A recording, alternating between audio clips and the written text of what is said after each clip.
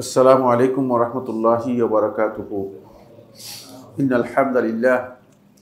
الحمد لله نحمده ونستعينه ونستغفره ونعوذ بالله من شرور أنفسنا ومن سيئات أعمالنا. من يهده الله فلا مضل له ومن يضلل فلا هادي له وأشهد أن لا إله إلا الله وحده لا شريك له وأشهد أن محمدا عبده ورسوله. أما بعد فإن خير الحديث كتاب الله وخير الهدي هدي محمد صلى الله عليه وسلم وشر الأمور محدثاتها وكل محدثة بدعة وكل بدعة ضلالة وكل ضلالة في النار. قال الله سبحانه وتعالى في كلامه المجيد: والسابقون الأولون من المهاجرين والأنصار والذين اتبعوهم بإحسان رضي الله عنهم ورضوا عنه. وقال رسول الله صلى الله عليه وسلم: تركتكم على البيضاء ليلها كنهارها لا يزيغ عنها بعدي إلا هالك. أخرجه الإمام أحمد في المسند وابن ماجه في السنن وصححه الشيخ الألباني رحمه الله تعالى. সম্মানিত উপস্থিতি দিদি ভাই বোন, শুরুতে আল্লাহ রাব্বুল আলামিনের অসংখ্য অগণিত শুকরিয়া যে মহান রাব্বুল ইজ্জত ওয়াল জালাল মেহেরবানি করে আমাদেরকে ইয়ামুল জুমআর অত্যন্ত গুরুত্বপূর্ণ একটি সময় সাআতুল ইস্তিজাবা, যে সময় আল্লাহ সুবহানাহু ওয়া তাআলা বান্দাদের দোয়া কবুল করে থাকেন, এই ধরনের একটি গুরুত্বপূর্ণ সময়ে গুরুত্বপূর্ণ একটি মজলিসুল ইলমিতে মজলিসুল জিকিরে একত্রিত হওয়ার তৌফিক দিয়েছেন। এজন্য আল্লাহ সুবহানাহু ওয়া তাআলার শুকরিয়া আদায় করি। আলহামদুলিল্লাহ, আলহামদুলিল্লাহ আলা কুল্লি হাল ওয়া বিনিআমিহি তাতিম্মুস সালিহাত। সম্মানিত উপস্থিতি, আমরা যে বিষয়টি নিয়ে ইতিপূর্বে আপনাদের সাথে শেয়ার করে আসছিলাম সেটি হচ্ছে সালাফদের মানহাজ নিয়ে আমরা কথা বলে আসছিলাম। গত আলোচনায় আমরা সালাফদের মানহাজের প্রামাণিকতা, এর দলিল কি, আসলে কেন আমরা সালাফদের মানহাজ অনুসরণ করব, কোরআন সুন্নাহ এবং ইজমা এর মাধ্যমে এই বিষয়গুলো আমরা তুলে ধরেছি যে সালাফদের মানহাজ এর অনুসরণ করা এটি আমাদের জন্য শুধুমাত্র মানে সুন্নত মুস্তাহাব এমন বিষয় নয়, বরং এটা ওয়াজিব। তার কারণ হচ্ছে এর মধ্যেই হেদায়েত নির্দিষ্ট করা আছে, এর বাইরে হেদায়েত নেই। এটা প্রথম একটা কারণ। দ্বিতীয় কারণ হচ্ছে যেটি, সেটা হলো এই, যেহেতু নবী সাল্লাল্লাহু আলাইহি ওয়াসাল্লাম তার তিরোধানের পরে, তার মৃত্যুর পরে নবী সাল্লাল্লাহু আলাইহি ওয়াসাল্লাম আমাদের কাছে যাদের মাধ্যমে দিনটা রেখে গিয়েছেন তারাই হচ্ছেন সালাফগণ। সুতরাং তাদেরকে বাদ দিয়ে দিনের বিষয়ে কল্পনা করা, চিন্তা করা, এটা একটা বিভ্রান্তি ছাড়া আর কিছুই না।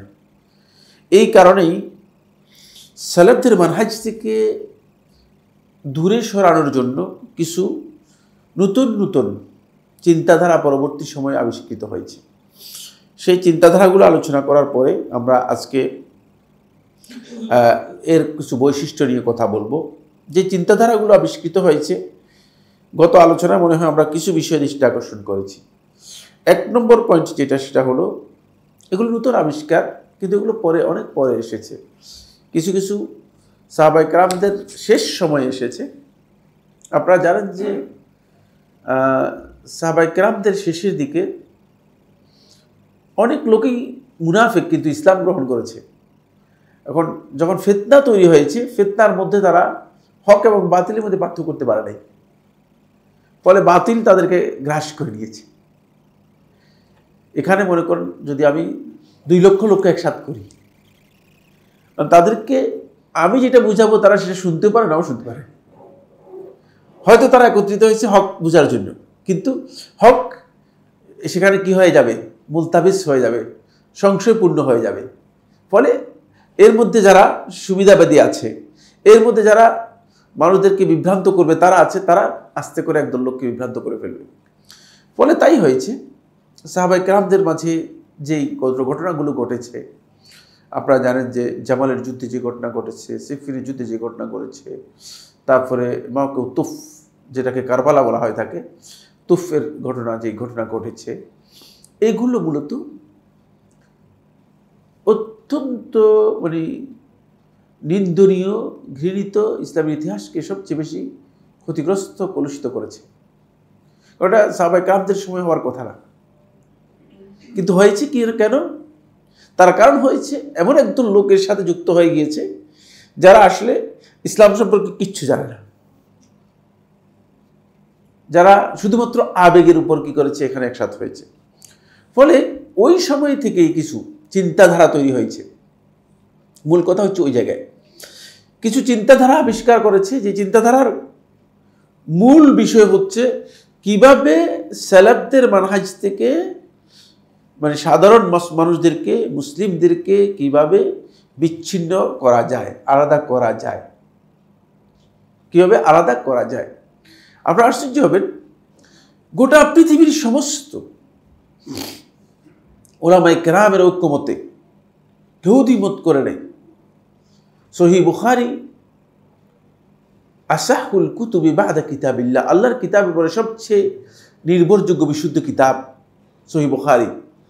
গোটা পৃথিবীর সমস্ত আলেমদের ঐক্যমতে সাব্যস্ত হয়েছে। কিন্তু শিয়া রাফিজি সম্প্রদায় সহিহ বুখারীকে হাদিসের কিতাবই মনে করে। চিন্তা করেছে কোথায় গিয়ে ঠেকেছে? সহিহ বুখারীকে হাদিসের কিতাবই মনে করে। এবাদী সম্প্রদায়, এবাদী যারা আছে, খারেজি, এবাদীরা হচ্ছে খারেজিদের একটি গ্রুপ, বুঝলেন? এবাদী সম্প্রদায় বর্তমান ওমানে যারা শাসক রয়েছে তারা হচ্ছে এবাদী সম্প্রদায়। তারা হাদিসের যতগুলো কিতাব রয়েছে সবগুলো কিতাবকে তারা হাদিসের কিতাবই মনে করে না। তাদের কাছে একটা কিতাব আছে মুসনাদুল হাবিব, এটা হচ্ছে তাদের কাছে হাদিসের কিতাব। চিন্তা করেছেন কিভাবে সালাফদের মানহাজ থেকে বিকৃত করা হয়েছে, দূরে সরিয়ে নেওয়া হয়েছে। প্রথম যে কাজটি করেছে সে কাজটি হলো সাহাবায়ে কেরামদের যে মর্যাদা, সম্মান রাসূলুল্লাহ সাল্লাল্লাহু আলাইহি ওয়াসাল্লাম দিয়েছেন সেটাকে একেবারেই সম্পূর্ণরূপে নামিয়ে দিয়ে সাহাবায়ে কেরামদের ব্যাপারে তারা বিভিন্ন ধরনের সমালোচনা, বিভিন্ন ধরনের অভিযোগ, আপত্তি, কটূক্তি সাহাবায়ে কেরামদের ব্যাপারে করেছে। এখন আপনি যদি সাহাবায়ে কেরামদের সম্পর্কে কটূক্তি করেন, ধরেন আপনি মুআবিয়া ইবনে আবি সুফিয়ান রাদিয়াল্লাহু তাআলা আনহু, তিনি সাহাবী ছিলেন। মুআবিয়া ইবনে আবি সুফিয়ান আপনারা কি জানেন কিনা সাহাবী ছিলেন কিনা? আপনাদের কি সন্দেহ লাগতেছে? সাহাবী ছিলেন, কাতিব ওয়াহী ছিলেন। ঠিকই বলেছেন, সাহাবী ছিলেন, কাতিব ওয়াহী ছিলেন। এখন মুআবিয়া ইবনে আবি সুফিয়ান রাদিয়াল্লাহু তাআলা আনহু, তার সাথে উসমান ইবনে আফফান রাদিয়াল্লাহু আনহু একটা সমস্যা হয়েছিল, আলী ইবনে আবি তালেব রাদিয়াল্লাহু আনহুর সাথে একটা সমস্যা হয়েছিল, ঠিক না? এখন এই ঘটনা যদি আপনারা না জানেন, এই ঘটনা যদি আপনাদের জানা না থাকে, তাহলে আপনারা মনে করবেন যে মুআবিয়া ইবনে আবি সুফিয়ান রাদিয়াল্লাহু তাআলা অনেক বড় বিভ্রান্তির মধ্যে ছিল। কিন্তু ঘটনা আপনারা কি জানেন কিনা আমি মোটেও বলতে পারবো না। আমার মনে হয় যে জানা নেই, কারণ ইসলামের ইতিহাস বিকৃত হয়েছে, ইসলামের সঠিক ইতিহাস মানুষের কাছে জানা নেই। মুআবিয়া ইবনে আবি সুফিয়ান রাদিয়াল্লাহু তাআলা আনহু তিনি যখন ক্ষমতা গ্রহণ করেন, আব্দুল্লাহ ইবনে আব্বাস রাদিয়াল্লাহু তাআলা বলেন যে আমার জানা মতে উম্মতের মধ্যে মুসলিমদের ক্ষমতা গ্রহণ করার মতো মুআবিয়ার থেকে উপযুক্ত কোন ব্যক্তিকে আমি দেখি নাই। কে বলতেছেন এটা? আপনি কি বলবেন? আপনার দলের লোকেরা কি বলবে? মুআবিয়া ইবনে আবি সুফিয়ান রাদিয়াল্লাহু তাআলা গালিগালাজ করতেছে, দোস্তের মতো তান করতেছে, আঘাত করতেছে, কটূক্তি করতেছে যে তিনি ক্ষমতা জোরপূর্বক দখল করে নিয়ে গিয়েছেন। অথচ আপনারা জানেন কিনা ক্ষমতা তিনি জোরপূর্বক দখল করেননি। আলী ইবনে আবি তালেব রাদিয়াল্লাহু তাআলার মৃত্যুর পরে হাসান ইবনে আলী রাদিয়াল্লাহু তাআলা 6 মাস ক্ষমতায় ছিলেন। হাসান ইবনে আলী রাদিয়াল্লাহু আনহু দেখলেন যে মুসলিম উম্মার পরস্পরের এই বিরোধের কারণে মুসলমানদের বড় ক্ষতি হয়ে যাবে, মুসলমানদের রক্ত অন্যায়ভাবে প্রবাহিত হবে, মুসলমানদের জীবন বিনাশ হয়ে যাবে।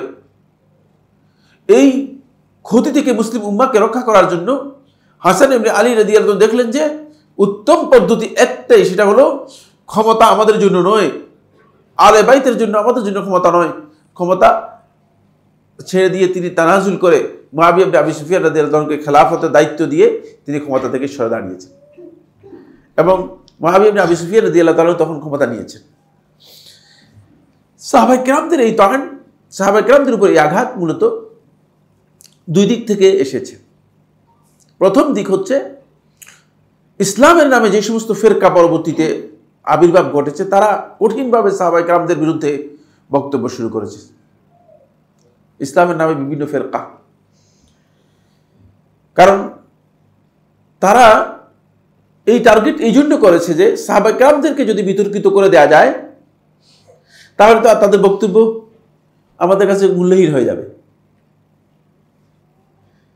ফলে ইসলামের নামে যে সমস্ত ফিরকা, রাফিজি বলেন, খারিজি বলেন, অথবা অন্যান্য যে সম্প্রদায়গুলো পরবর্তীতে এসেছে, কাদেরিয়া, জাবরিয়া যারা আছে, এরা সবাই মূলত সাহাবায়ে কেরামদের ব্যাপারে তাদের অবস্থানটা ছিল এই যে সাহাবায়ে কেরামদের ব্যাপারে তারা তাআন করেছে, তারা বিভিন্ন ধরনের কটূক্তি এবং সমালোচনা করেছে।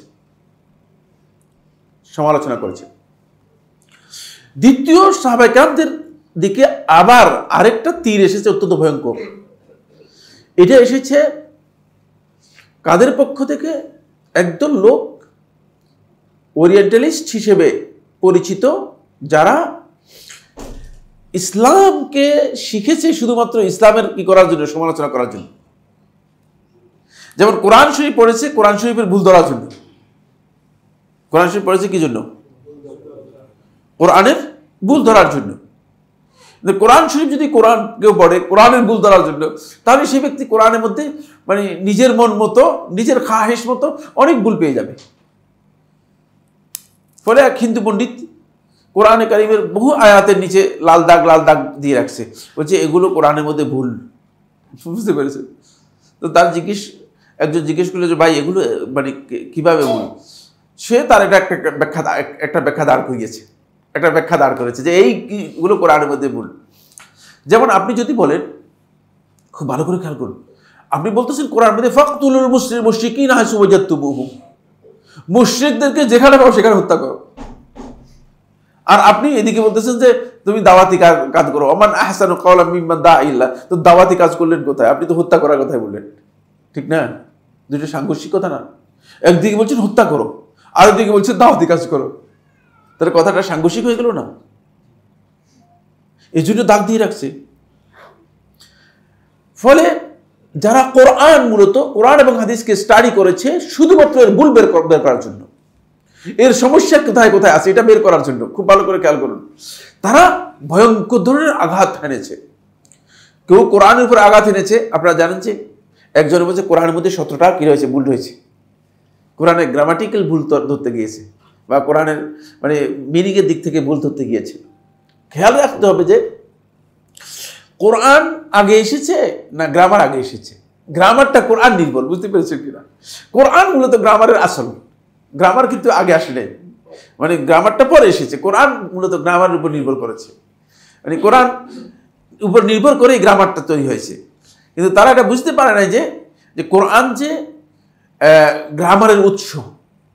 ফলে তারা গ্রামার দিয়ে কোরআনকে কি করার জন্য, ভুল প্রমাণ করার জন্য চেষ্টা করেছে, কিন্তু তাও খুব সংকীর্ণ স্বল্প জ্ঞানের কারণে, সামান্য জ্ঞানের কারণে। কোরআনের বিভিন্ন বক্তব্যের ব্যাপারে তাদের আপত্তি তারা উল্লেখ করেছে, কিন্তু সবচেয়ে আঘাতের এবং সমালোচনার জায়গা যেটা, সেটা হচ্ছে সাহাবায়ে কেরামদেরকে সবচেয়ে কাছে পেয়েছে। বুঝতে পেরেছেন? ফলে আবু হুরায়রা রাদিয়াল্লাহু তাআলা আনহু ইসলাম গ্রহণ করেছেন 7ম হিজরি সনে খাইবরের যুদ্ধের পরে। 7ম হিজরির পরে কত? 8ম, 9ম, 10ম হিজরি। 10ম হিজরির পরে রবিউল আউয়াল মাসে রাসূলুল্লাহ সাল্লাল্লাহু আলাইহি ওয়াসাল্লাম ইন্তেকাল হয়েছে। তাহলে 3 বছর পুরাও পায় নাই। 3 বছর কি মানে 3 বছরের কাছাকাছি সময়। তো আবু হুরায়রা 3 বছর সময় পায় নাই। আবু হুরায়রা এতগুলো হাদিস বর্ণনা করেছে, আর আবু বকর রাদিয়াল্লাহু তাআলা প্রথম ইসলাম গ্রহণ করেছেন, সর্বপ্রথম ইসলাম গ্রহণকারীদের মধ্যে একজন। যৌক্তিক কথা, বুঝতে পেরেছেন? সর্বপ্রথম ইসলাম গ্রহণকারীদের মধ্যে একজন হচ্ছেন আবু বকর রাদিয়াল্লাহু তাআলা আনহু। আর আবু বকর রাদিয়াল্লাহু তাআলা রাসূল সাল্লাল্লাহু আলাইহি ওয়াসাল্লাম ইন্তেকালের পর তিনি জীবিত ছিলেন। আর তিনি হাদিস বর্ণনা করেছেন মাত্র হাতে গোনা, মানে 100 কয়েকটা বেশি, হাতে গোনা কয়েকটা হাদিস বর্ণনা করেছেন। আর আবু হুরায়রা বর্ণনা করেছেন 5374টি হাদিস। বড় প্রশ্ন যে কিভাবে এই হাদিস বর্ণনা করলো? এগুলো সব আবু হুরায়রা নিজে তৈরি করেছে। নাউজুবিল্লাহ। আবু হুরায়রার উপর বড় ধরনের হস্তক্ষেপ, বড় ধরনের আঘাত। এইভাবে হাদিস সংকলনের বিষয়গুলো নিয়েও বড় ধরনের আঘাত এনেছে। যে ইমাম বুখারী রাহমাতুল্লাহ আলাইহি জন্ম হয়েছে 194 সনে, 194-তে, মৃত্যু হয়েছে 256 হিজরি সনে। তাহলে কিভাবে ইমাম বুখারী রাহিমাহুল্লাহ তাআলা মানে এই হাদিসগুলো সংরক্ষণ করলেন? তার সাথে সাহাবীদের দেখা হয় নাই, তাবিদের দেখা হয় নাই। তাহলে এগুলো তিনি আসলে নিজে বসে বসে তৈরি করে দিয়েছে। নাউজুবিল্লাহ। এভাবে সাহাবায়ে কেরামদেরকে চতুর্দিক থেকে আক্রমণ করেছে, চতুর্দিক থেকে সাহাবায়ে কেরামদেরকে আক্রমণ করেছে। একদিক থেকে যারা ইসলামের নামে গবেষণা করেছে তারা আক্রমণ করেছে, আর একদিক থেকে মুসলিম উম্মার যারা আছে তারাও আক্রমণ করেছে। তারা ভয়ঙ্কর আক্রমণ করেছে। তাদের মধ্যে সবচেয়ে বড় আক্রমণ করেছে যারা শিয়া রাফিজি সম্প্রদায়। একজন সাহাবীকেও তারা মুসলিম মনে করে না, শুধুমাত্র হাতে গোনা 2-3 জন ছাড়া। আর সবাই, তারা বলে যে সবাই মুরতাদ হয়ে গেছে। নাউজুবিল্লাহ মিন যালিক। তাদের বক্তব্য হচ্ছে যে রাসূলুল্লাহ সাল্লাল্লাহু আলাইহি ওয়াসাল্লাম বিদায় হজে রাসূলুল্লাহ সাল্লাল্লাহু আলাইহি ওয়াসাল্লাম যখন প্রত্যাবর্তন করতেছিলেন, ফিরে যাচ্ছিলেন, নিশ্চয় আপনারা ইতিহাস যারা পড়েছেন বলতে পারবেন, নবী সাল্লাল্লাহু আলাইহি ওয়াসাল্লাম পুরাতন যে হিজরা রোড আছে ওই রোড দিয়ে নবী সাল্লাল্লাহু আলাইহি ওয়াসাল্লাম প্রত্যাবর্তন করে যাচ্ছিলেন। রাবেগের কাছে, বর্তমান শহর আছে রাবেগ, তখনকার রাবেগ ছিল, তখনকার শহরের নাম ছিল জোহফা। রাসূল সাল্লাল্লাহু আলাইহি ওয়াসাল্লামের নাম ছিল কি? রাসূল সাল্লাল্লাহু আলাইহি ওয়াসাল্লামের সময়ের নাম ছিল জোহফা, বর্তমান রাবেগ শহর। রাবেগ শহরের আগে একটি জায়গা রয়েছে, এখানে একটা কূপ আছে, এটাকে বলা থাকে গাদির খুম, বুঝলেন? এই খুম নামক জায়গায় রাসূলুল্লাহ সাল্লাল্লাহু আলাইহি ওয়াসাল্লাম সাহাবায়ে কেরামদেরকে একসাথ করলেন। এটার উপর আমার একটা বক্তব্য রয়েছে, বুঝলেন? এটা খুবই 18 জিলহজের ঘটনা, এটা 18 জিলহজের ঘটনা। তারা এই দিনকে গাদির খুম দিবস হিসেবে পালন করে থাকে শিয়ারা। রাসূলুল্লাহ সাল্লাল্লাহু আলাইহি ওয়াসাল্লাম এখানে সাহাবায়ে কেরামদেরকে একত্রিত করে রাসূলুল্লাহ সাল্লাল্লাহু আলাইহি ওয়াসাল্লাম একটি বড় বক্তব্য দিয়েছেন। এই বক্তব্যের মূল বিষয় ছিল কিছু কানাঘুষা হচ্ছিল আলী ইবনে আবি তালেব রাদিয়াল্লাহু আনহু সম্পর্কে, খারাপ মন্তব্য করতেছিল কেউ কেউ, একটা বিষয় নিয়ে খারাপ মন্তব্য করতেছিল। তখন রাসূলুল্লাহ সাল্লাল্লাহু আলাইহি ওয়াসাল্লাম সাহাবায়ে কেরামদেরকে মানে কমনলি সবাইকে কি করেছেন? সতর্ক করে দিয়েছেন। এবং রাসূলুল্লাহ সাল্লাল্লাহু আলাইহি ওয়াসাল্লাম বলেছেন যে আনতা মিন্নি বিমানজালাতি হারুন মিন মূসা, যে তোমার অবস্থানটা হচ্ছে আমার কাছে যেমনি ভাবে হারুনের অবস্থানটা ছিল মূসা আলাইহিস সালামের কাছে। মূসা আলাইহিস সালাম ভাই হারুন যেমন অবস্থান, ঠিক এই অবস্থান।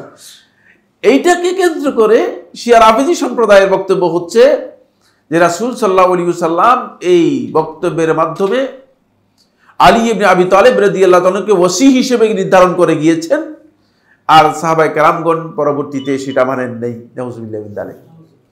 ফলে যারা মানেন নাই এরা সবাই জালিম এবং এরা মুরতাদ হয়ে গিয়েছে। এরা সবাই কে কে? শুধুমাত্র সালমান ফারসি রাদিয়াল্লাহু তাআলা আনহু, আর আবু যর রাদিয়াল্লাহু তাআলা আনহু, মিকদাদ ইবনে আসওয়াদ রাদিয়াল্লাহু তাআলা আনহু, আলী ইবনে আবি তালেবের খুব কাছের মানুষ ছিলেন। মানে এই 4 জন সাহাবী ছাড়া আর বাকি সমস্ত সাহাবী কি হয়ে গেছে? মুরতাদ হয়ে গেছে। ফলে সাহাবায়ে কেরামদেরকে তারা ব্যাপকভাবে সমালোচনা করেছে। সবচেয়ে বড় সমালোচনার জায়গা হচ্ছে এক জায়গায়, সেটা হলো উম্মুল মুমিনিন আয়েশা রাদিয়াল্লাহু তাআলাকে তারা শিয়া রাফিজি সম্প্রদায় আজকের দিন পর্যন্ত তাকে তারা নাউজুবিল্লাহ মিন যালিক বেশ্যা হিসেবে কি করে উপাধি দিয়ে থাকে। নাউজুবিল্লাহ। আর আমাদের সমাজের মধ্যে কিছু সংখ্যক লোক আছে শিয়াদের সাথে আপনি আকীদাগতভাবে মিলবেন কিভাবে? আদৌ শিয়াদের আকীদার সাথে আমাদের আকীদার কোনোদিন কিয়ামত পর্যন্ত মিল হওয়ার কোনো সম্ভাবনা আছে কিনা? রাসূল সাল্লাল্লাহু আলাইহি ওয়াসাল্লাম স্ত্রীকে বেশ্যা হিসেবে আখ্যায়িত করতেছে, আপনি এটা মেনে নিতে পারবেন?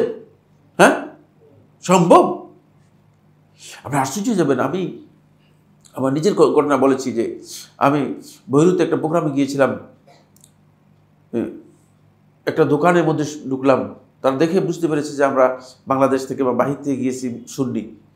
সে কোনো ধরনের মানে ভূমিকা ইন্ট্রোডাকশন ছাড়াই, কোনো ধরনের মানে একটা পরিচয় হবে না, একটা আমাদেরকে সোজাই বলেছে, যদি আমি এখন তোমাদের কাছে প্রমাণ দিতে পারি যে আয়েশা বেশ্যা ছিল, তাহলে কি তোমরা এটা বিশ্বাস করবা কিনা?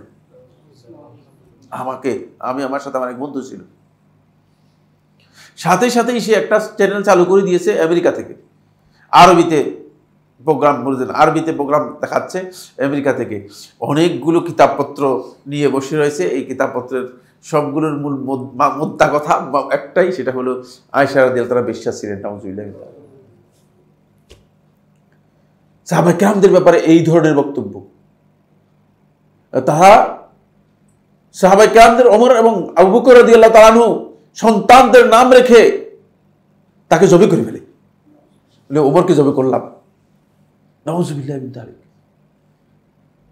কত ধৃষ্টতা এবং কত ভয়ঙ্কর, কত জঘন্য, কত হিংস্র, চিন্তা করতে পেরেছেন? কত হিংস্রতার একটা পর্যায়ে আছে। আবু বকর এবং ওমর, এদের উপর লানত করা হচ্ছে তাদের সালাতের একটা অংশ। যেই দুইজনের ব্যাপারে রাসূল সাল্লাল্লাহু আলাইহি ওয়াসাল্লাম স্পেশালি বলে গেছেন এই উম্মতের মধ্যে অনুসরণ করার জন্য, এই দুইজনের ব্যাপারে তাদের একটা আলাদা অবস্থান, সেটা হচ্ছে এই দুইজনকে লানত না করলে সালাতই হবে না, সালাতের মধ্যে সালাত। তো এইভাবে প্রথম কাজ হচ্ছে সাহাবায়ে কেরামদের থেকে মানে মুসলিম উম্মাহকে বিচ্ছিন্ন করা। সালাফদের মানহাজ এই জায়গায় সবচেয়ে গুরুত্বপূর্ণ। সালফে সালেহিন একটাই কাজ, সালাফদের মানহাজে সাহাবায়ে কেরামদের সাথে আমাদের যোগসূত্র থাকতে হবে। আমরা এই দিন পেয়েছি সাহাবায়ে কেরামদের কাছ থেকে, সুতরাং সাহাবায়ে কেরামদের থেকে বিচ্ছিন্ন হওয়ার সামান্যতম কোনো সুযোগ আমাদের কাছে নেই। কারণ আপনি যেমন এক ভাই সালাত আদায় করতেছে, আমার এক বন্ধু আমাকে বললেন যে সালাতটা আদায় করতেছে, সালাতের ডিজাইন আর সাইজ দেখে না আমার পছন্দ হলো না, কেমন কেমন লাগলো। তখন আমি শেষে তাকে জিজ্ঞেস করলাম, বললাম যে ভাই, নামাজের পরে তাকে আলাদাভাবে মানে কথা বললে যে ভাই আপনি যে সালাত আদায় করলেন বুঝলাম না, কি সালাত আদায় করলেন? তখন এরকম চোখে অনেক বড় করে তার দিকে তাকিয়ে, বুঝলেন না? বুঝবেন কিভাবে আমি কি সালাত আদায় করি সেটা আপনি বুঝবেন কিভাবে? আমি তো জাহিরি সালাত আদায় করি, আমি তো বাতিনি সালাত আদায় করি। বুঝবেন কিভাবে? আমি তো জাহিরি সালাত আদায় করি, আমি বাতিনি সালাত আদায় করি। বুঝতে পেরেছি? সূত্র নেই, আপনার ইবাদতের কোনো সূত্র নেই। মন গড়া ইবাদত চালু করে দিয়ে সমাজের মধ্যে চালু করে দিয়েছে। আমি এক জায়গায় সালাত আদায়ের পরে আমার সাথে একজন বসে জিজ্ঞেস করলো যে হুজুর আপনি আমাদের মতো সালাত আদায় করলেন না। আপনাদের মতো আদায় করি নেই কেমন? বলছে আমরা যেভাবে আদায় করে থাকি। আপনি কার কাছ থেকে আদায় করে শিখছেন সালাতটা? কার কাছ থেকে শিখছেন বলেন? একবারের জন্য যদি বলতে পারতো, কারণ শিখেই নেই। আসলে তো সে সালাত শিখে নেই। সে সালাত কি করেছে? সে সালাতের এই যে মানে এই ড্রামাটা, এই নাটকের মতো এটা দেখে দেখে এটা আদায় করতেছে। বুঝতে পেরেছি কিনা? সালাত শিখে নেই।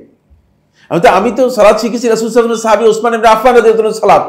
আপনার সালাতটা কি বলেন? আপনার কোনো রেফারেন্স আছে কিনা? রেফারেন্স নাই, আন্দাজের উপরে চলছে। ইবাদতের কোনো আন্দাজি প্রক্রিয়া চলবে না। জানতে হবে আপনি এই ইবাদতটা পালন করতেছেন, আপনার সূত্র আছে কিনা, সাহাবায়ে কেরামদের সাথে আপনার মিল আছে কিনা। এখানে সবচেয়ে প্রথম কাজ যেটা, সেটা হলো সাহাবায়ে কেরামদের উপর তাআন করা। 2 নম্বর যে প্রতিবন্ধকতা তৈরি করেছে সেটা হলো হুজ্জিয়াতুস সুন্নাহ, সুন্নাতের প্রামাণিকতাকে অস্বীকার করা। আপনি আশ্চর্য হবেন, এখন একদল লোক বেরিয়ে আসছে, তাদের কাজই একটা, সেটা হলো কথায় কথায় বলতেছে কোরআন থেকে দলিল দেন। কোরআন থেকে আপনি 5 ওয়াক্ত সালাতের দলিল তো বের করতে পারবেন না, কি কোরআন থেকে দলিল দিবেন? তাহলে কি সালাত বাতিল হয়ে যাবে? কোরআন থেকে আপনি যাকাতের কোনো বিধান বের করতে পারবেন? শুধুমাত্র ওয়াতুজ যাকাত, যাকাতের কথা উল্লেখ আছে একটু। তাহলে আপনি কি কিসের যাকাত দিবেন, কতটুকু যাকাত দিবেন, কাকে দিবেন, কত পরিমাণে দিবেন, কিছুই এখান থেকে বের করতে পারবেন না কোরআন থেকে। কোরআন থেকে উত্তর দেন। এই কথার অর্থ কিন্তু খুব ভয়ঙ্কর। আপনাদের কাছে শুনতে মনে হচ্ছে যে খুব ভালো কথা, ঠিক না? আমাদের কাছে যে কোরআন থেকে উত্তর দেন, কবর আযাব আছে কিনা কোরআন থেকে উত্তর দেন। এখন যাদের কাছে এই বিষয়গুলো সম্পর্কে জানা নেই, তারা মনে করতেছে যে ঠিকই তো বলতেছে, কোরআন থেকে উত্তর দেন, ভালো কথা। কিন্তু কোরআন যে মানে সমস্ত বিষয় কোরআনের মধ্যে সুস্পষ্টভাবে উল্লেখ করা হয় নাই। কোরআন যে মূল নীতি দিয়েছে, সেই মূলনীতির অধীনে এই বিষয়গুলো আছে, সেটা তো জানতে হবে আপনাকে। ইমাম কুরতুবী রহমতুল্লাহের কাছে একজন প্রশ্ন করলেন, ইমাম রহমতুল্লাহ আলাইহি আল্লাহর কিতাবের ব্যাপারে তার অগাধ নলেজ ছিল। বললেন যে ইমাম আপনি বলেন যে কোরআনের মধ্যে তো সবকিছু আছে বলে আমরা জানি, কোরআন তো তিবিয়ান লিকুলি সেই সব কিছুর কোরআনের মধ্যে বর্ণনা আছে, কোরআন তো এই কথা বলেছে, তো এখন আমরা যে রুটি বানাচ্ছি এই রুটি বানানোর পদ্ধতি কোরআনের মধ্যে কোথায় আছে? বলে যে তুমি যদি কোরআন পড়তে পেয়ে যেতা, কিন্তু তুমি কোরআন পড়ো নাই, তুমি পাও নাই। কোরআন মূলনীতি দিয়ে আছে ফাসআলু আহলা যিকরি ইন কুনতুম লা তা'লামুন, যদি না জানো যে জানে তার কাছে জিজ্ঞেস করে নাও। রুটি বানাতে না জানলে রুটি যে বানায় তার কাছে কি জিজ্ঞেস করলে তুমি পেয়ে যাবা, কিন্তু সূত্র দেয়া আছে কোরআনের মধ্যে, এটা হচ্ছে কোরআনের সূত্র। সুতরাং কোরআনের মধ্যে সব বিষয় আছে, কিন্তু তোমাকে সেটা জেনে নিতে হবে। আমাদের এখানে সবচেয়ে বড় সমস্যা যেটা সেটা হলো এই, শুধুমাত্র কোরআনকে যদি দলিল হিসেবে গ্রহণ করা হয় থাকে, তাহলে ইসলাম পালন করতে পারবেন না। নামাজ ইবাদত বলতে কিছুই পালন করতে পারবেন না। নামাজ রোজা যত প্রকারের ইবাদত আছে কোনোটাই আপনি পালন করতে পারবেন না। আর এখন সাহাবায়ে কেরামদের ঈমান হাদিস থেকে বিচ্যুত করার জন্য একটাই নতুন পথ আবিষ্কার হয়েছে, সেটা হলো এই যে শুধুমাত্র কোরআন মানলেই যথেষ্ট। ভাই কোরআন থেকে কথা বলবেন, শুধুমাত্র কোরআনের বাইরে কোনো কথা বলতে পারবেন না। তো কোরআনের বাইরে আপনি যদি কথা না বলেন, তাহলে আপনি রাসূল সাল্লাল্লাহু আলাইহি ওয়াসাল্লাম কোরআনের বাইরে আমাদেরকে দ্বীনের যে বিধানগুলো দিয়েছেন সেগুলো কিভাবে জানবেন, কিভাবে মানুষদেরকে জানাতে পারবেন? ফলে একজন লোক এখন বের হয়েছে যারা সুন্নাহকে পরিপূর্ণরূপে অস্বীকার করে। সুন্নাহকে অস্বীকার করা এটা কুফরি। খেয়াল রাখতে হবে যে কোরআন এবং সুন্নাহ একটা আরেকটার সাথে সম্পৃক্ত, একটা আরেকটার সাথে সংযুক্ত। কোরআন থেকে সুন্নাহকে অস্বীকার আলাদা করা, সুন্নাহ থেকে কোরআনকে আলাদা করলে তাহলে কোরআন এবং সুন্নাহ কোনটাই আপনি পালন করতে পারবেন না, কোনটা আপনি পালন করতে পারবেন না। এই জন্য নবী সাল্লাল্লাহু আলাইহি ওয়াসাল্লাম সুন্নাহর মধ্যে এই বিষয়ে একেবারে স্পষ্ট করে জানিয়ে দিয়ে গেছেন। কিছু কিছু জায়গায় বিভ্রান্তি তৈরি করার জন্য কিছু কিছু দলিল নিয়ে আসে। আপনি আশ্চর্য হবেন, সহিহ বুখারীর হাদিসগুলোকে বিভিন্ন জায়গায় এগুলো নিয়ে এসে অনেকেই একটা কন্ট্রাডিকশন তৈরি করে, বলে যে ভাই এগুলো কিভাবে হাদিস হতে পারে, এগুলো কিভাবে হাদিস হতে পারে, এগুলো কি আদৌ রাসূল সাল্লাল্লাহু আলাইহি ওয়াসাল্লাম বলেছেন, এটা বিশ্বাস করতে করা যায়? কেন আপনি কন্ট্রাডিকশন তৈরি করতেছেন? আপনি মুগাইয়াবাতের অদৃশ্য জ্ঞানের বিষয় যেগুলো আছে সেগুলো সম্পর্কে আপনি কি জানেন? এগুলো তো আমরা কোনো তথ্য দিতে পারবো না। রাসূল সাল্লাল্লাহু আলাইহি ওয়াসাল্লাম যেভাবে আমাদেরকে জানিয়েছেন ঠিক সেভাবে আমরা বিশ্বাস করতে হবে। সুন্নাহকে অস্বীকার করার বর্তমানে একটা ভালো একটা গ্রুপ তৈরি হয়েছে আমাদের এই বাংলাদেশে। কতগুলো নতুন ভাবে এই গ্রুপগুলো, আমেরিকাতে একটা গ্রুপ রয়েছে, এটা হলো ওয়ার্ল্ড ওয়াইড গ্রুপ, কোরআনিয়া নাম দিয়ে। আপনারা নেটে গেলে পেয়ে যাবেন, তাদের ওয়েবসাইটে গেলে পেয়ে যাবেন। তাদেরই একটা বিশাল গ্রুপ বর্তমানে এই গোটা বাংলাদেশে, বিশেষ করে শিক্ষিত যারা জেনারেল শিক্ষিত আছেন তাদের মধ্যে এটাকে ব্যাপকভাবে এই কাজটা করতেছে। কোরআন এটাই যথেষ্ট, সুন্নাহ দরকার নেই। আজকে বলতেছে কোরআন যথেষ্ট, কয়েকদিন পরে হয়তো যখন 50 বছর 60 বছর যাবে তখন বলছে না কোরআনের কোনো প্রয়োজন নেই। বুঝতে পেরেছেন কিনা? কারণ এটা হচ্ছে পদ্ধতি আর কি। শয়তান এই পদ্ধতিতে কি করেছে, এই পদ্ধতিতে আগাচ্ছে। কোরআন যথেষ্ট আজকে বলেছে, কয়েকদিন পরে বলেছে না কোরআনের প্রয়োজন নেই। এটা হলো 2 নম্বর পয়েন্ট। 3 নম্বর পয়েন্ট হচ্ছে সেটা হলো ফাহমুল কিতাবি আলা মিজাজিহিম ওয়া উকুলিহিম। কোরআন এবং সুন্নাহর বক্তব্যগুলোকে নিজেদের ধারণা অনুযায়ী, নিজেদের মেজাজ অনুযায়ী, নিজেদের বিবেচনা অনুযায়ী বোঝার চেষ্টা করা। খেয়াল রাখতে হবে যে এটা এই কারণে বিচ্ছিন্ন হয়ে গিয়েছে। আপনি কোরআনের আয়াত বুঝার ক্ষেত্রে আপনার সবচেয়ে বড় অবলম্বন হবে সাহাবায়ে কেরামগণ কি বুঝেছেন, আমাদের সালাফগণ কি বুঝেছেন। এটা হচ্ছে আমাদের বুঝের অবলম্বন। এখান থেকে আমরা বুঝটা গ্রহণ করব। কিন্তু কোরআনকে যদি মিজাজ দিয়ে বুঝেন, নিজের মেজাজ দিয়ে, নিজের আকল দিয়ে, নিজের বিবেচনা দিয়ে, তাহলে আপনি কোরআনের পুরোটাই ভুল বুঝবেন, পুরা কোরআনের ভুল অর্থ করবেন। একাধিক আয়াতের মধ্যে এই ধরনের ভুল অর্থ করে যাচ্ছে। পুরা কোরআনের বিভিন্ন ধরনের অর্থ করেছে। ওয়া'বুদ রাব্বাকা হাত্তা ইয়াতিয়াকাল ইয়াকিন। ইয়াকিন আসা পর্যন্ত তুমি তোমার রবের ইবাদত করো। বলছে আমাদের ইয়াকিন এসে গেছে, আমাদের আর ইবাদতের প্রয়োজন নেই। তো তাদের ইয়াকিন এসে গেছে, রাসূল সাল্লাল্লাহু আলাইহি ওয়াসাল্লামের ইয়াকিন আসে নাই। তারা ইয়াকিনকে কিভাবে নিজেদের মন মতো বুঝেছে, নিজেদের মন মতো ইয়াকিনের ব্যাখ্যা করেছে। এরকম অনেকগুলো আয়াত আপনি মানে যার যেভাবে খুশি সেভাবে কি করেছে, বলছে যে ওয়ালা তাকরাবুস সালাহ ওয়া আনতুম সুকারা, তোমরা সালাতের কাছেও যাবে না যখন ওয়া আনতুম সুকারা, যখন তোমরা মাতালের মতো হবে, পাগলের মতো। বলে আমরা তো আল্লাহ এবং তার রাসূলের আশিক, পাগল, আমাদের তো সালাত নেই। দেখছেন কি অর্থ করতেছে, কি কোন দিকে যাচ্ছে, নিজের মেজাজ, নিজের খায়েশ মতো, নিজের মেজাজ মতো অর্থ করে দিয়েছে। আর রাসূলের আশিক, তো আল্লাহর আশিক, পাগল, আল্লাহর পাগল। এই পাগলের আবার নামাজ কি? আল্লাহই তো নিষেধ করে দিয়েছে, কোরআনের মধ্যে আল্লাহ তাআলা নিষেধ করে দিয়েছে, মানে আমাদের জন্য নামাজ উঠাই দেওয়া হয়েছে। তোমরা জানো না? এমন কি এটা তো ভণ্ড কবর পূজারী যারা আছে তারা বলেছে, ঠিক এই কথাগুলো সমর্থন করেছে আমাদের দেবন্দী ঘরানার কিছু আলেমা, বলতেছে যে মানুষের এমন একটা হালত হয়ে যেতে পারে, এমন একটা স্টেজে মানুষ পৌঁছে যেতে পারে যে স্টেজে পৌঁছে গেলে সে ব্যক্তির নামাজ রোজার কোনো প্রয়োজন হবে না। নাউযুবিল্লাহি মিন যালিক। ইয়া সুবহানাল্লাহ, কত ভয়ঙ্কর কথা, কত বিভ্রান্ত আকীদা নিয়ে মানে বক্তব্য দিচ্ছে। কোন স্টেজ সেটা? হ্যাঁ, কোনো ব্যক্তি যদি এমনি পাগল হয়ে যায়, সেটা আমরা তো জানি যে পাগলের উপর শরীয়তের কি নেই, কোনো বিধান নেই, পাগলের উপর শরীয়তের কোনো বিধান নেই। কিন্তু এই লোক পাগল হয়ে গেছে কিনা, আপনি যেটা বলতেছেন সেটা হয়েছে কিনা? না, পাগল তো হয়নি আসলে। সব কিছু ঠিক আছে, খাবার ঠিক আছে, উঠা বসা ঠিক আছে, চলাফেরা ঠিক আছে, কথাবার্তা সব ঠিক আছে, শুধুমাত্র নামাজ ইবাদতের ক্ষেত্রে তাকে আপনি বলতেছেন যে না, সে এমন একটা পর্যায়ে পৌঁছে গেছে তার ইবাদতের কোনো প্রয়োজন নেই। নাউযুবিল্লাহ। এই সমস্ত বিভ্রান্ত বক্তব্য দেওয়ার কোনো সুযোগ নেই। কোরআনে কারীম এবং সুন্নাহর বিধানগুলো নিজের ফাহাম, নিজের বুঝ দিলে চলবে না। এবং বর্তমানে অনেক ভাই আছেন, আমি আশ্চর্য হচ্ছি যে কোরআন পড়েন আর নিজের মন মতো ব্যাখ্যা করে দিচ্ছেন। কোরআন পড়েন নিজের, মানে আল্লাহ তাআলার সাথে কি আপনার কথা হয়েছে? আপনি যে ব্যাখ্যাটা করলেন, কিভাবে আপনি এই ব্যাখ্যাটা করলেন? আল্লাহ তাআলা কি আপনাকে বলে দিয়েছে যে এটা এটা এটা বুঝিয়েছি আমি এই কথা দিয়ে? খবরদার, আল্লাহর কিতাবের ব্যাখ্যার ব্যাপারে খুব সতর্কতা অবলম্বন করতে হবে। সাহাবায়ে কেরামগণ যখন কোরআনে কারীমের কোনো ব্যাখ্যার বিষয় আসতো, আপনি জানেন আবু বকর রাদিয়াল্লাহু তাআলার কাছে আসছে এই উম্মতের সবচেয়ে, রাসূল সাল্লাল্লাহু আলাইহি ওয়াসাল্লাম পরে যার সবচেয়ে সম্মানিত ব্যক্তি, জ্ঞানের দিক থেকে, ইলমের দিক থেকে আবু বকর রাদিয়াল্লাহু আনহু কোন অংশে কম ছিলেন আমার জানা নেই, প্রশ্নই আসে না। সাহাবায়ে কেরামগণ আবু বকর রাদিয়াল্লাহু সম্পর্কে এই ধরনের কোনো বক্তব্য দিয়েছে যে আবু বকর কম জানতেন, নাউযুবিল্লাহ, এই ধরনের কোনো কথা কোথাও আসে নাই।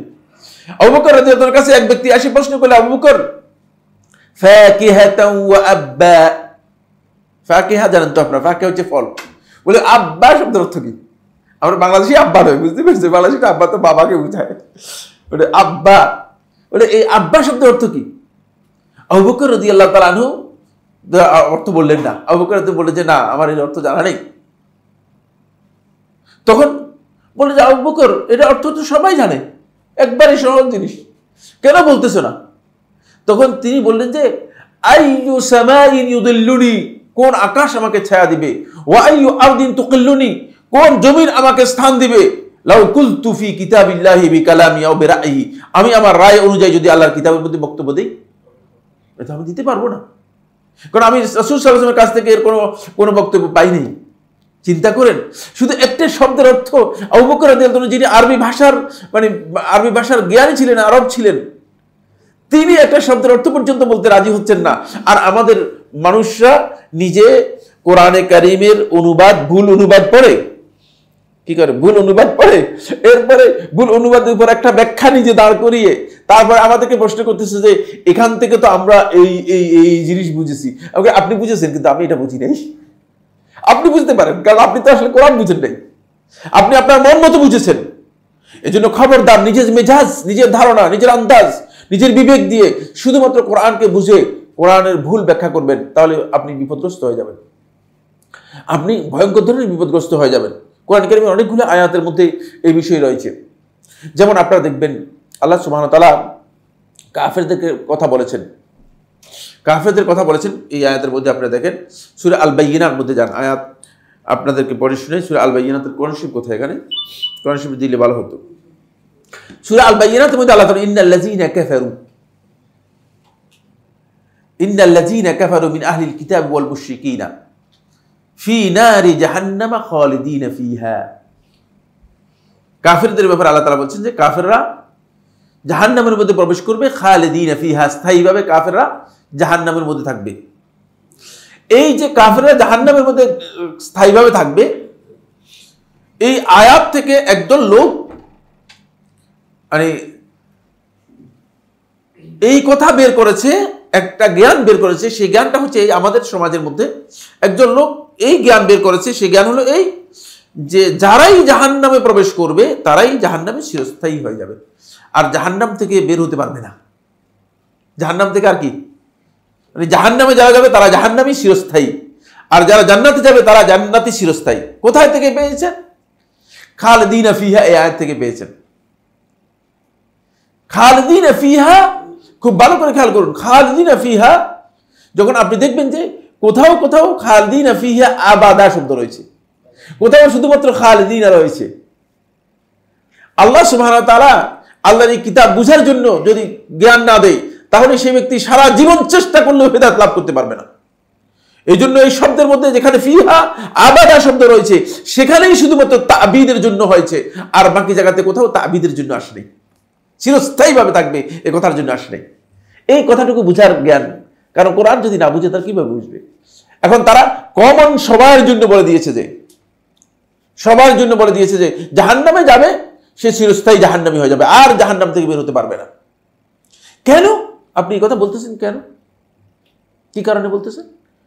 এই জন্য বলতেছেন যেহেতু একাধিক সহিহ হাদিসের মধ্যে সাব্যস্ত হয়েছে যে রাসূলুল্লাহ সাল্লাল্লাহু আলাইহি ওয়াসাল্লাম বলেছেন জাহান্নাম থেকে একদল লোককে বের করা হবে। একদল লোককে রাসূল সাল্লাল্লাহু আলাইহি ওয়াসাল্লাম সুপারিশ করে বের করবেন, আবার আরেক দল লোককে আল্লাহ সুবহানাহু ওয়া তাআলা শুধুমাত্র ঈমানের কারণে, যারা ঈমানের ঠিক ছিল, যাদের ঈমানটা কি করেছে, ঠিক করে মৃত্যুবরণ করেছে, শুধুমাত্র ঈমানের কারণে জাহান্নাম থেকে আল্লাহ তাআলা বের করে নিয়ে আসবেন। বুঝতে পেরেছেন? ওই যে হাদিসগুলোকে অস্বীকার করার জন্য তারা এই বক্তব্য দিচ্ছে যে না, জাহান্নামে যারা যাবে তারা চিরস্থায়ী জাহান্নামে। এটা নিজের মন মতো একটা বুঝ। সাহাবায়ে কেরামগণ বুঝেন নাই, সাহাবায়ে কেরামগণ এই বুঝতেন নাই। এবং আহলুত তাফসীর আপনি যদি দেখেন, তাফসীর যারা, কোরআনের এত শত তাফসীর হয়েছে, কোরআন নিয়ে এত গবেষণা হয়েছে, একজন আলোচক, একজন মুফাসসির, একজন তাফসীর বিশারদ এই কথা বলেন নাই কোথাও যে এই আয়াতগুলো দিয়ে বোঝানো হয়েছে যারা জাহান্নামে প্রবেশ করবে তারা চিরস্থায়ী জাহান্নামী হয়ে যাবে। নাউজুবিল্লাহ। জাহান্নামে একদল লোক চিরস্থায়ী হবে, আরেক দল লোক জাহান্নামে প্রবেশ করবে শাস্তির জন্য। জাহান্নামে প্রবেশ করবে শাস্তির জন্য। শাস্তি যখন তাদের শেষ হয়ে যাবে, আল্লাহ তাআলাই জানেন কবে শেষ হবে, সেটা আমরা জানি না, আমাদের কোনো জ্ঞান নেই। এই বিষয়ে যতটুকু তথ্য আল্লাহ তাআলা দিয়েছেন ততটুকুই আমাদেরকে বিশ্বাস করতে হবে। আল্লাহ রাব্বুল আলামিন যে তথ্য দিয়েছেন এর বাইরে নিজের মন গড়া কোনো তথ্য দেওয়ার কোনো সুযোগ এখানে নেই, যেহেতু এগুলো মুগাইয়াবাতের বিষয়, গায়েবের বিষয়। ফলে তারা এক সময় জাহান্নাম থেকে কি করবে, জাহান্নাম থেকে আবার আল্লাহ রাব্বুল আলামিন তাদেরকে বের করে নিয়ে আসবেন, তাদেরকে বের করে নিয়ে আসবেন। এটা হাদিস দ্বারা প্রমাণিত হয়েছে। ওই হাদিসগুলোকে অস্বীকার করার জন্য তারা কোরআনে কারীমের এই যে অপব্যাখ্যা, এই ধরনের অপব্যাখ্যা করেছে।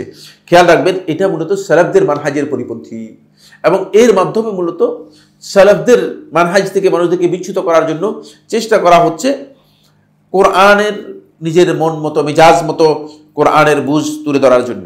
4 নম্বর যে পয়েন্টটি, সেটা হলো রাসূল সাল্লাল্লাহু আলাইহি ওয়াসাল্লাম 3 যুগের ব্যক্তিদের ব্যাপারে রাসূলুল্লাহ সাল্লাল্লাহু আলাইহি ওয়াসাল্লাম সাক্ষ্য দিয়ে গেছেন। সহিহ বুখারীর riwayatের মধ্যে এসেছে খায়রুন নাস কারনি সুম্মা আল্লাযিনা ইয়ালুনাহুম সুম্মা আল্লাযিনা ইয়ালুনাহুম। মুহাম্মদ ইবনে সিরিন রাহমাতুল্লাহ বলেন, হাল ক্বালাহা সালাসান আও মাররাতাইনি।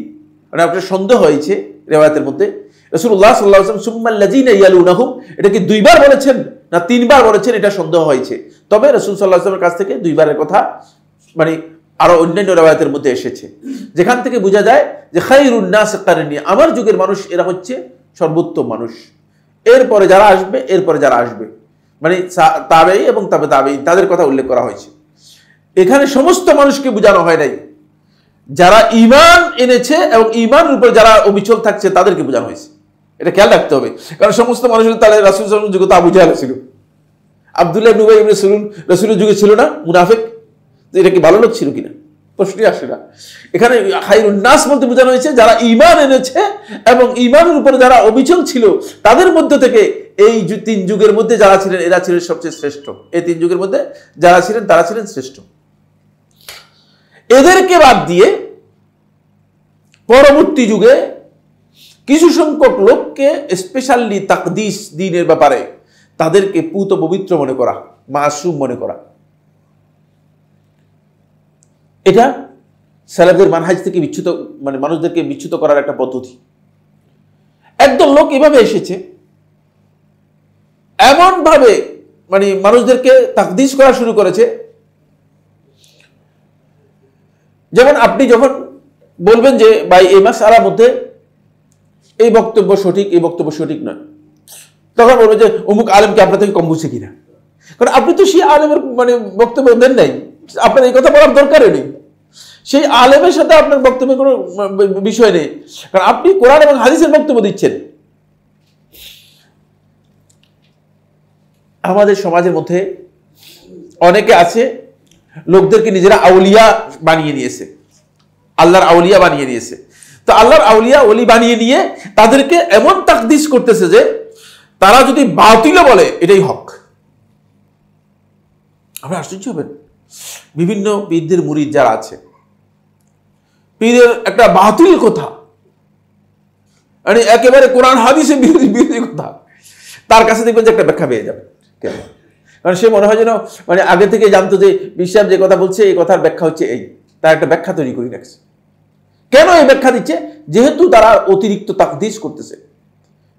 রাসূলুল্লাহ সাল্লাল্লাহু আলাইহি ওয়াসাল্লাম কি শুধুমাত্র নির্ভেজাল এবং কোন ধরনের শর্ত ছাড়া নিঃশর্ত আনুগত্য করা যাবে, এই ছাড়া পৃথিবীর কোনো আলেম যতই সেই মানে তার মান যতই উপরে হোক না কেন, তার নিঃশর্ত আনুগত্যের কোনো বিধান ইসলামের মধ্যে নেই। নিঃশর্ত তাকে তাকদিস পবিত্র মনে করার কোনো সুযোগ নেই, তাহলে আপনি দিনটাকে পরিবর্তন করে দিবেন। এই কারণেই পরবর্তী যুগে যে যে জায়গায় তাকদিস করেছে সেই জায়গায় তাকে অনেক বড় করে নিয়েছে। ফলে এখন ব্যক্তির নামে পরিচয় হয়ে গেছে, ব্যক্তির নামেই পরিচয় হয়ে গেছে। আপনার কাদেরি তরিকা আব্দুল কাদের ইবনে আবি সালেহ আল জিলি রাহমাতুল্লাহ আলাইহির দিকে নিসবত করা হয়, কিন্তু তিনি জানতেনই না আসলে কাদেরি তরিকা সম্পর্কে, তার কোনো জানাই নেই, তার কোনো জানাই নেই। হাম্বলি মাযহাবের ইমাম ছিলেন, অনেক বড় আলেম ছিলেন, হাম্বলি মাযহাবের ইমাম ছিলেন, অনেক বড় আলেম ছিলেন, তার এই ধরনের তরিকার কোনো বিষয় ছিল না। এভাবে ব্যক্তির তাকদিস যেখানে আসছে সেখানেই মূলত সালাফদের থেকে আলাদা হয়ে গেছে। সাহাবায়ে কেরামদের নামে কোনো মাযহাব নেই, সাহাবায়ে কেরামদের নামে কোনো তরিকা নেই, সাহাবায়ে কেরামদের নামে কোনো কি নেই, কোনো দল বা গোষ্ঠী নেই। আছে কিনা? থাকলে দুই একটা নাম বলেন, আপনার বের করে দিলে আমি দেখবো যে আছে কিনা, কোনো সাহাবীর নামে কোনো নাম আছে কিনা, মানে কোনো দল আছে কিনা, কোনো তরিকা আছে কিনা। তো সাহাবায়ে কেরামরা যেটা বুঝেন নাই, তো আপনি এই তরিকা কোথায় পেলেন? 1300 বছর পরে কি তরিকা আপনি কোথেকে বের করতেছেন? এগুলো এটার কেন এত গুরুত্ব আপনার কাছে? কি কারণে আপনি এটাকে এত গুরুত্ব দিচ্ছেন? তার কারণ হচ্ছে ওই যে মানহাজ থেকে আপনি বিচ্যুত হয়ে গিয়েছেন, এই কারণে। 5 নম্বর পয়েন্ট হচ্ছে অন্ধ আনুগত্য, অন্ধ অনুসরণ, আনুগত্য না, অন্ধ অনুসরণ, তাকলিদ। তাকলিদ বা অন্ধ অনুসরণ এটা হচ্ছে মূর্খ লোকদের কাজ। ইমাম ইবনে আব্দুল বার রাহিমাহুল্লাহ তাআলা ইস্তিজকার মধ্যে উল্লেখ করেছেন তাকলিদটা হচ্ছে জাহিলদের কাজ। আপনি তাকলিদ করতে পারবেন, কোন আলেমের বক্তব্যকে আপনি অনুসরণ করতে পারবেন, যদি আপনি জ্ঞান না রাখেন আপনি আলেমের বক্তব্য অনুসরণ করতে পারবেন। অনুসরণ করা আপনার জন্য জায়েজ না জায়েজ নয়। হানাফি মাযহাব অনুসরণ করবেন, জায়েজ না জায়েজ নয়। শাফি মাযহাব অনুসরণ করবেন, জায়েজ না জায়েজ নয়। কিন্তু খেয়াল রাখতে হবে একটি বিষয়, সেটা হলো এই, যখন আপনার কাছে কোরআন এবং হাদিসের কোনো বক্তব্য স্পষ্ট হবে, যখন আপনার কাছে মনে হবে যেন রাসূল সাল্লাল্লাহু আলাইহি ওয়াসাল্লামের বক্তব্যের সাথে এই আমলের মানে কি রয়েছে, এই আমলের কন্ট্রাডিকশন রয়েছে, এই আমলের কি রয়েছে, কন্ট্রাডিকশন রয়েছে, তখন আপনার উপর ওয়াজিব হয়ে যাবে আপনি রাসূলের বক্তব্যের কাছে ফিরে আসতে হবে। তখন আপনার ওই অন্ধ অনুসরণের কোনো সুযোগ থাকবে না, তখন আপনি অন্ধ অনুসরণের কোনো সুযোগ থাকবে না। একটু ভালো করে খেয়াল করেন, আমাদের সমাজে কবর পূজারী একটা ফেরকা আছে, বেরলভী ফেরকার যারা, তারা আজানের আগে এখন দুরূদ আবিষ্কার করেছে। আজানের আগে কি আছে? সালাত সালাম। এটার নাম কি দিয়েছে? সালাত সালাম। মানে মিলাদের একটা শর্ট ভাষণ করছে আজানের আগে। বিভিন্ন জায়গায় আমরা যখন যাই তখন এটা শুনি, প্রথমে এটা শুনলে আমরা বুঝি যে কবর পূজারীদের আজান, কবর পূজারীদের আজান, বুঝতে পেরেছেন? আজানের আগে তারা একটা শর্ট ভাষণ তৈরি করেছে, সালাত সালাম নাম দিয়েছে, সালাত সালাম আজানের আগে। আজানের প্রত্যেকটা শব্দ খুব ভালো করে খেয়াল করুন, আজানের প্রত্যেকটা শব্দ রাসূল সাল্লাল্লাহু আলাইহি ওয়াসাল্লামকে জানানো হয়েছে ওহীর মাধ্যমে। তো এর আগে খুব ভালো করে খেয়াল করুন, এর আগে আপনি যে এটা আবিষ্কার করলেন, তৈরি করলেন, আপনি রাসূল সাল্লাল্লাহু আলাইহি ওয়াসাল্লামের চেয়ে বেশি জ্ঞান রাখেন? রাসূল সাল্লাল্লাহু আলাইহি ওয়াসাল্লামের চেয়ে আপনার কাছে বেশি বিষয় রয়েছে? সাহাবা কেরামদের কাছ থেকে বেশি বিষয় আপনার কাছে রয়েছে, বেশি জ্ঞান রয়েছে? আপনি কিসের অনুসরণ করলেন? এখানে পুরাই বৃত্তির অনুসরণ করেছেন, অন্ধ অনুসরণ করেছেন। এটা একদল। আরেক দল এখন মসজিদের মধ্যে আছে, খুব ভালো করে খেয়াল করুন। আজানের আগে কি করেছে? সালাত সালাম আবিষ্কার করেছে। ইকামতের আগে মুয়াজ্জিন দাঁড়িয়ে বলে কাতার সোজা করেন, মোবাইল বন্ধ করেন, তারপর আরো কি কি আরো মানে জুতা কি করে সরাই রাখেন, ইত্যাদি ইত্যাদি। আবার জানার এইসব কথা বিভিন্ন জায়গায় বিভিন্ন ধরনের শব্দ আছে, বুঝতে পেরেছেন? মোবাইল বন্ধ করেন, তারপরে একটা কাতার সোজা করেন। তাহলে একামত দিবে কেন? যদি এর আগে মুয়াজ্জিন এই কথা বলতে পারে, তাহলে একামত তো কোনো প্রয়োজনই নেই। দাঁড়িয়ে কাতার সোজা করুন, নাউজুবিল্লাহ মিন যালিক।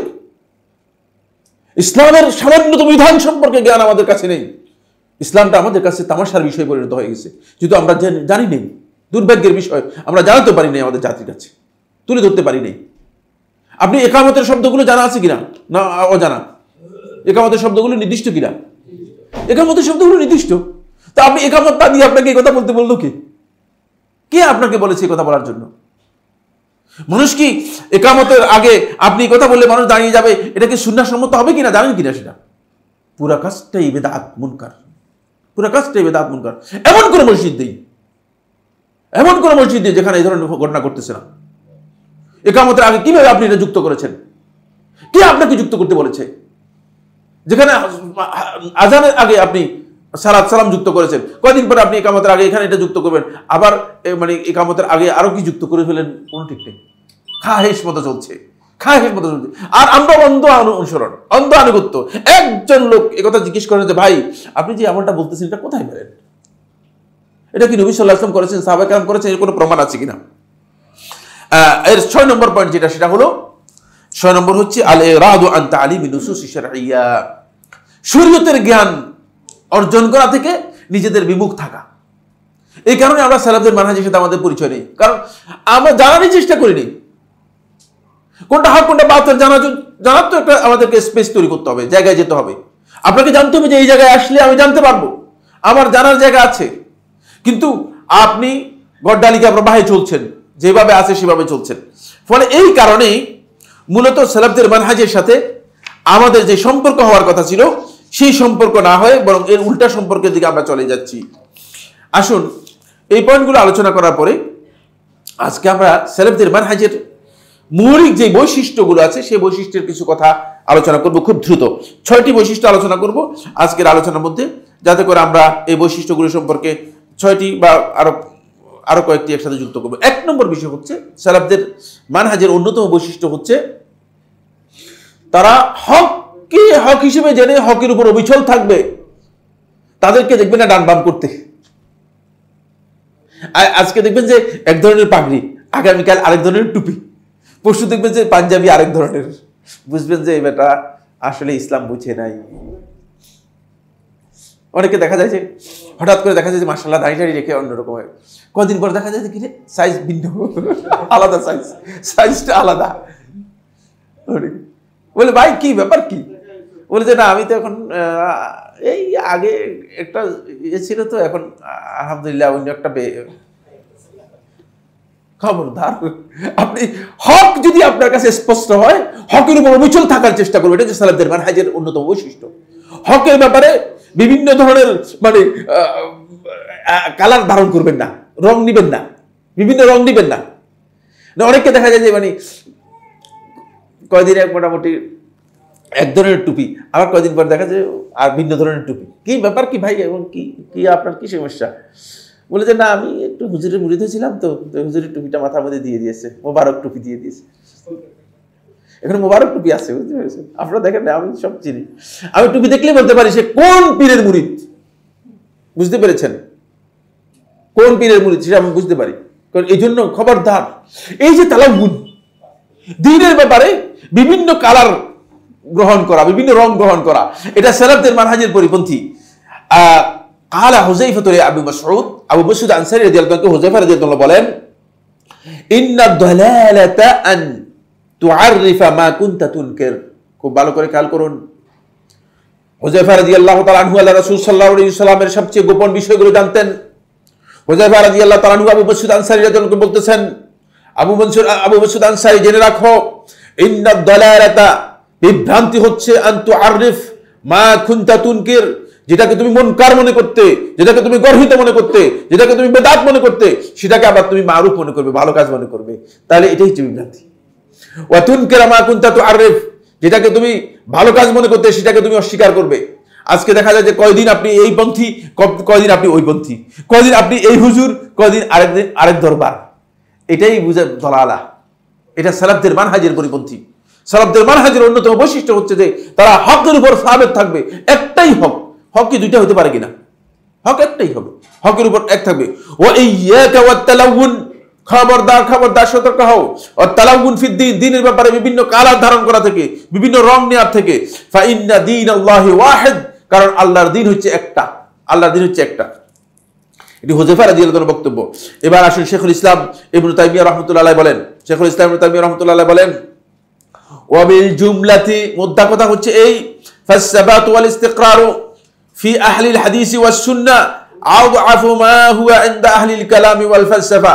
আহলুল হাদিস এবং আহলুস সুন্নাহ যারা আছে, তাদের কাছে দ্বীনের ব্যাপারে স্থিতিশীলতা, দ্বীনের ব্যাপারে অবিচলতা অনেক গুণে বেশি যারা আহলুল কালাম, মুতাকাল্লিমিন অথবা যারা দর্শনে বিশ্বাসী তাদের কাছ থেকে। কারণ হলো যুক্তি পরিবর্তন হয়ে যায়, কিন্তু দ্বীন পরিবর্তন, হক পরিবর্তন হয় না, কিন্তু যুক্তি কি হয়ে যেতে পারে। এই জন্য আপনি যখন যুক্তি নির্ভর দিন পালন করবেন, তখন আপনাকে আজকে এক যুক্তি দেওয়ার কারণে আপনি এটা গ্রহণ করেছেন, আগামীকাল আরেকজন এসে আরেকটা যুক্তি দিয়ে আপনাকে কি করবে, পরিবর্তন করে দেবে, আরেকটা পরিবর্তন করে দেবে। আমরা আজকের আলোচনায় মোটামুটি এই প্রথম পয়েন্টে আরো কয়েকটা কথা রয়ে গিয়েছে, এটা আমরা এখানে থামবো, যেহেতু সময় আমাদের আর মনে হয় সুযোগ দেবে না। আপনাদের যদি কোনো প্রশ্ন থাকে আসতে পারে। সালাফদের মানহাজের আমরা বিশেষত্ব এবং বৈশিষ্ট্যগুলো নিয়ে শেখ আমাদের মদিনা ইউনিভার্সিটির প্রফেসর ছিলেন, আমি বাংলাদেশেও তার কাছে পড়েছি, সৌদি আরবে আমি পড়েছি, শেখ সাদ আস-সুহাইমি হাফিজাহুল্লাহ তাআলা, তার কিতাব থেকে এই বিষয়গুলো আমরা সংকলন করেছি। এবং তিনি বর্তমানে মানে মদিনা অঞ্চলের নায়েবে মুফতি হিসেবে দায়িত্ব পালন করছেন। অত্যন্ত প্রজ্ঞাবান লোক। মসজিদ নবীতে আপনারা যারা গিয়েছেন তিনি দার্স দিয়ে থাকেন। শেখ সালেহ সাদ আস-সুহাইমি হাফিজাহুল্লাহ তাআলা। এখন এগুলো খুবই গুরুত্বপূর্ণ। আমরা চেষ্টা করবো ইনশাআল্লাহ তাআলা এই বিষয়গুলো আগামী আলোচনার মধ্যে আপনাদের সামনে নিয়ে আসার।